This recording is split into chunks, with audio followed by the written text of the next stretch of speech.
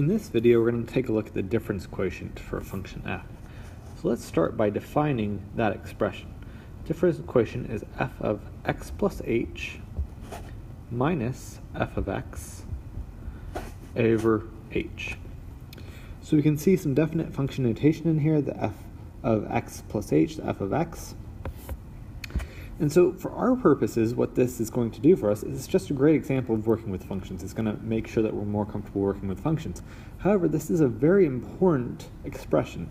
This is actually the beginnings of calculus, or what we'd use in calculus to help us find derivatives. So it has a very specific, important meaning, but for our purposes, like I said, we're just using it to kind of work with functions a little bit more. So what we know is three key components. We have the f of x plus h here. So this is when we're going to take whatever's on the inside of our parentheses, the x plus h, stick it into the x position of the function f. We're going to subtract from that just f of x. We're going to divide it by just a simple h term. So we're working with one function, but we're inserting two different items into that, two different variables, the x plus h variable and then the x variable. And then once we've done that, we're going to divide by h. So let's take a look at an example. I've written a problem here, find and simplify the difference quotient for f of x is equal to 3x plus 2. Now, if we recall, we have to start with that f of x plus h. So I'm actually going to do two different problems, two different ways. Let's start this problem by just looking at what is f of x plus h. Well, we know anytime we see what's on the inside of the parentheses has been changed, so in this case let me underline in green, the x plus h is what's going to be substituted in for x. So we're going to have 3 in place of x. I'm going to write my x plus h, and I have my plus 2. So just a standard working with functions problem here. We're taking x plus h, we're substituting in for that x, that initial x up here in the top problem, and we are left with 3 parentheses x plus h, close parenthesis plus 2. And of course we can simplify that to be 3x plus 3h plus 2. Of course, that wasn't all the difference quotient. Remember the difference quotient, let me squeeze it in up here. F of x plus h minus f of x over h. So I've just found this very first portion here. I'm going to need to take that, I'm going to subtract the original function, and then we're going to divide by h. So let's put it all together in our difference quotient. So the f of x plus h that we just found, 3x plus 3h plus 2. I'm going to subtract from that the f of x, 3x plus 2. Notice f of x, we haven't changed at all, just x has stayed x, so we haven't changed it from that initial, what the problem was given to us as. I'm going to divide that by h. Now, I didn't have to put the first item in parentheses, the 3x plus 3h plus 2. That could have been outside parentheses, but I just did it to make it very clear that that was the same thing as my green box. The second parenthesis, that does have to be in parentheses. These parentheses here in green do matter because we're going to have to distribute that negative, and that pertains to the underlined portion of my difference quotient, and of course the h is on the bottom. So we got a little simplification. Notice the problem does tell us to simplify. Notice we have 3x minus the 3x, so they're going to actually cancel. We have 3h, now that's the only h that we see, so that one's going to stay. And then we have the 2 minus a 2, of course those cancel as well, so we're left with 3h over h, leaves us just 3. And so that is our answer to this problem. Let's do another one that's a little bit more complex. I want to leave the instructions to be the same, but I'm going to change my function. In fact, let me go and change the f.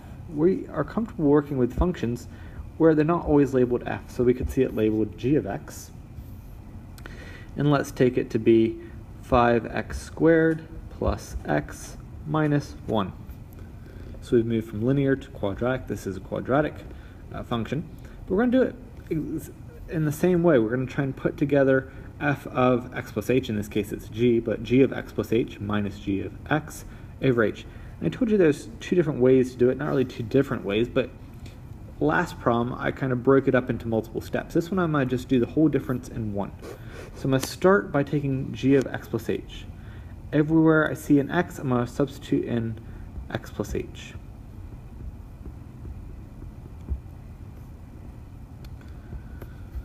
There's my g of x plus h. That's the first portion of my difference quotient. From that, I'm going to subtract just my initial function g of x. That was 5x squared plus x minus 1. And I know I have to divide the whole thing by h. Exactly the same thing we did in the last problem. The last problem I just break it up into 2 steps. I found g of x plus h first, or f of x plus h first, and then I put into the difference quotient. This one I'm doing it all in one. It doesn't matter. However you feel more comfortable doing it. I do need to do some simplification now. First thing I noticed, I have this squared there. Remember, I can't just stick the squared onto the x and the h. I actually have to FOIL this thing out. So if it helps, I'll squeeze this in the top right-hand corner. This is just my scratch work. X plus h squared, x plus h times x plus h, going to give me x times x squared, x times h times x, that's the same thing, so it's going to be 2xh. And then h times h is h squared. So that's going to be what that simplifies to. So we'll have 5 times x squared plus 2xh plus h squared. Now the second parenthesis, there's nothing being squared or multiplied here, so I can actually just drop that parenthesis. I actually need to include that other parenthesis that was out front of my, right here, that parenthesis. So I had it right a second ago. I want the one that's out front of the 5 just for, to see the structure of the problem. And then inside the parenthesis I have minus 1. So now I have my x plus h term there in the singles parentheses on the inside, and I have my f of x plus h as a whole. Subtract from that the 5x squared plus x minus 1. Divide that by h, the whole thing by h. Now I have to distribute this 5, so I'll have 5x squared plus 10xh plus 5h squared plus x plus h minus 1. If you want, you can actually distribute this negative 2. Before I didn't do that, I just kind of used it in one step, but I can distribute the negative 5x squared minus x plus 1, still over my h, all over the h. Look for our like terms, 5x squared, canceled with 5x squared. No other xh's, no other h squareds.